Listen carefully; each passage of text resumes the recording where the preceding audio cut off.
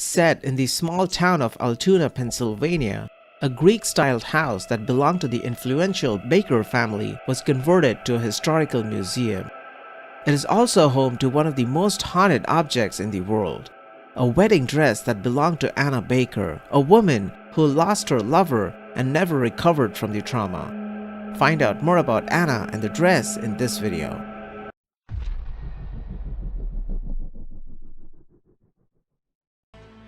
Elias Baker was an iron merchant from Blair County. He was a wealthy man who spent a lot of money on building the luxurious Baker mansion. He lived there with his wife Hetty, their two sons David and Sylvester, and the only daughter Anna Baker. At the height of its glory, the mansion witnessed lavish parties during which Anna was the focus of all guests. She was beautiful and elegant, the pampered daughter whose father did not spare anything to please her. Many gentlemen wanted to marry her, but they were rejected by her father. He wanted to marry his daughter off to an influential and rich family. But unfortunately for Elias, Anna fell in love with a simple steel worker in town, and the two made plans to marry. Elias considered him to be too low class for his little girl. Anna insisted on marrying him despite the anger of her father and his threats. She decided to run away with him and even secretly bought a beautiful wedding dress. But after her father discovered the plan, he locked her in her room. He even had the lover fired from his job. Anna swore that she would never marry for the rest of her life, even foregoing dating anyone. In 1848, when Elias Baker died, she visited the man she still loved only to find him settled down with another woman. This made her bitter, angry, and sad, for she had lost her only chance at happiness because of her father. Anna started losing her mind and started living as a recluse. She constantly locked herself in her room with the unused wedding dress hanging in the closet. Alone in the mansion, the maids would often find her dancing in the halls or in her room dressed in her white wedding gown, moving along to the rhythm that played on her music box. This got to the point where the maids started avoiding her.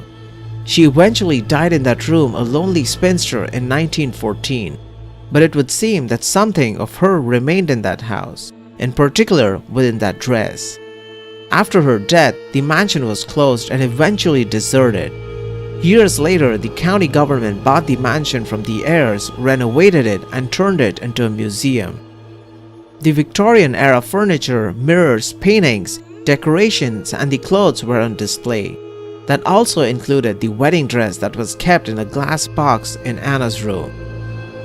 Many of those who visited this museum said that they saw the dress moving inside the glass box. Not just normal movement, but shaking from one side to another as if it was dancing. According to museum staff, the shaking is more frequent in moonlit nights. Some of the skeptics searched Anna's room and examined the glass box where the dress was neatly housed, but found no outlet for air or hidden thread that could be the cause of the dress movement. In fact, there was no justification for the dress movement.